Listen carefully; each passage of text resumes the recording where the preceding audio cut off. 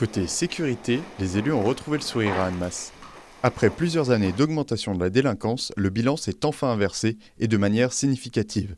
Depuis le début de l'année, la délinquance générale est en baisse de près de 16%, tandis que le taux d'élucidation est en hausse de 38% par rapport à la même période l'année dernière.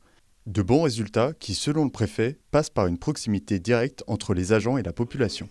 La police est aussi une présence. En effet, au quotidien, c'est ce qu'on appelle présence sécurité du quotidien, par des patrouilles pédestres, par des équipes VTT, par des points de contact pour des équipes en voiture qui poseront leur voiture et puis iront en contact de la population. Je pense que l'intérêt, c'est une meilleure visibilité. L'intérêt, c'est aussi des prises de contact, une meilleure information sur l'ambiance dans le centre-ville ou quartier. Et puis, c'est faire baisser le sentiment d'insécurité tout simplement de la population par une présence renforcée de la police nationale. Direction ensuite le nord-est de la ville pour la délégation. Ce renforcement de la présence policière s'illustre par la construction d'un nouvel hôtel de police.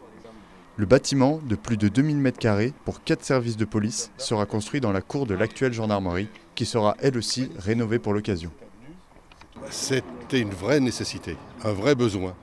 Le commissariat actuel est dans un triste état.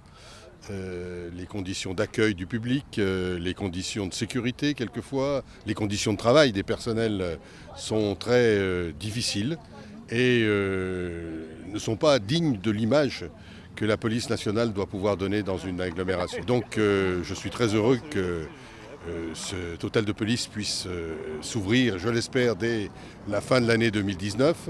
L'agglo a mis le paquet, excusez le terme, pour que cela se passe, puisque nous finançons à hauteur de 20% ce projet.